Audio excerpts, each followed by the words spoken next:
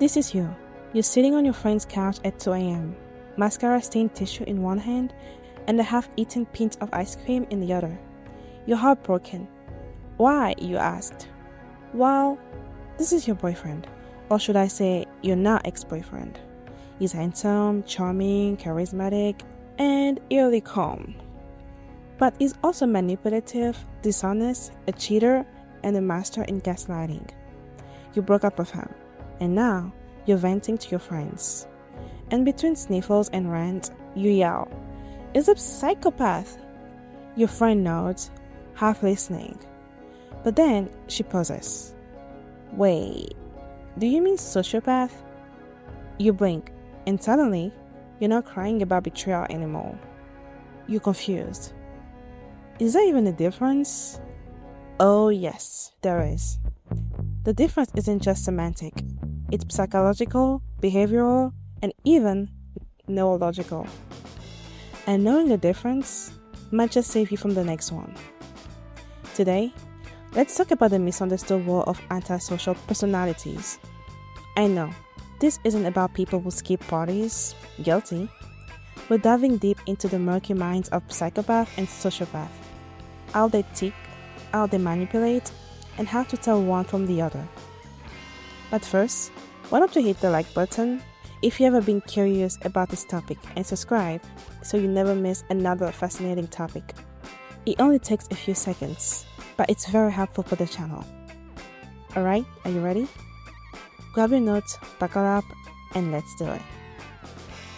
The terms psychopath and sociopath are tossed around like buzzwords in thrillers, courtroom dramas, and breakup stories. But where do they even come from? Now let's rewind to the early 1900s. Back then, doctors used the word psychopathy as a catch-all term for morally defective behavior or moral insanity. It wasn't until the mid-20th century that a distinction began forming. Enter two rival terms, sociopath and psychopath. Some psychologists believe that the root of antisocial behavior was environmental, like bad upbringing, trauma, or abuse.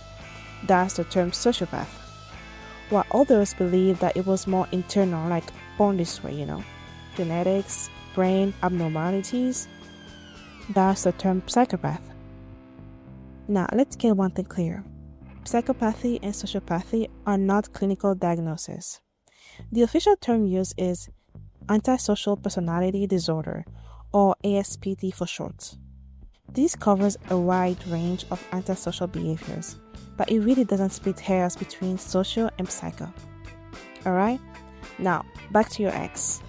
Let's say he cheated on you with zero remorse, lied effortlessly, but was charming, calculated, and almost cold-blooded. That sounds like a psychopath. But first, let's define psychopath and sociopath the way real-life behavior draws the line.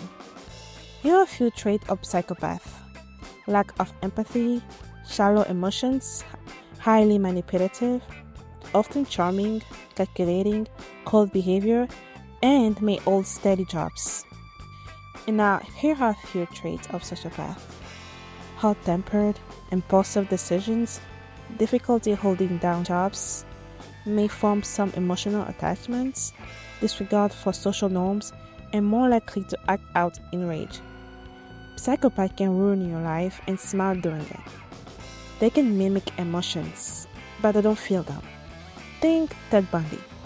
Sociopath, on the other hand, can care about people, just in very twisted ways. Their emotions run high, but their guilt runs low. Think Tommy Desmond from Goodfellas, a real person, by the way.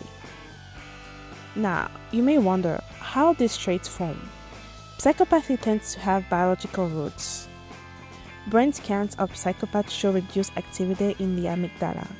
That's the emotional center. They literally don't process fear and empathy the same way normal people do. This is why they can lie without flinching or hurt others and feel nothing. Now, sociopathy, on the other hand, often stems from environmental trauma. Think of abuse, neglect, chaotic childhoods. In short, one is born and the other is made. But here's where it gets eerie. We know that psychopaths are often skilled actors. They can mimic love and fake affection, but inside, ice cold. And sociopaths feel rage, jealousy, obsession. They might even think they love you, but it's just love without empathy, without respect. In relationships, sociopaths are more likely to explode, cheat, and stalk, while psychopaths are more likely to manipulate, lie, and quietly to show you from the inside. It's the difference between a house fire and a carbon monoxide leak. Now, let's play a game. Can you guess the sociopath or psychopath? Number 1. Tom Ripley from the talented Mr. Ripley. Probably a psychopath. Charming, calculated, no remorse. Number 2. We have Tony Montana from Scarface. More like a sociopath. Impulsive, emotional, violent. Number 3. The Joker. Well, it depends on the version. Heath Ledger's Joker, likely sociopath. Joaquin Phoenix's Joker, likely sociopath shaped by trauma. Number 4. Anton Chigurh from No Country for Old Men. Probably a psychopath. Cold, calculating, lack of remorse and empathy. Now, what about real life people? Let's say Ted Bundy. Probably a psychopath. Eileen Wuornos. Probably a sociopath. In movies, the charismatic killer is usually labeled a psychopath, and the chaotic villain is often pegged as a sociopath. But in reality, most psychopaths never kill. Some become CEOs, politicians, or con artists. Their charm masks danger. Psychopaths in power can be devastating. Sociopaths tend to live on the edges of society. In the courtroom, the difference matters. Psychopaths are more likely to reoffend, but harder to catch. Sociopaths are more likely to get caught because they can control the anger and hide their dysfunction. Law enforcement study these traits closely and even use them to profile criminals and predict behavior. Here's the good news. Sociopaths can sometimes be helped with therapy, structure, and long-term support. Psychopaths, on the other hand, not so much. There are emotional circuits that respond well to treatment. But here's what matters. You don't need a diagnosis to know someone is dangerous. Now, back to your ex. Maybe he isn't a textbook psychopath or sociopath. Maybe he's just a jerk. Now that you know psychopath is different from sociopath, you're telling yourself, maybe it's just emotionally immature. Well, that's a whole other video. Knowing the difference could save your life. Thanks for watching. If you find this topic eye-opening, give this video a thumbs up. Hit the subscribe button and share it with that one friend who always dates red flags. Let me know in the comment what topic we should explore next, whether it's science, history, mind-blowing fact, psychology, or something else.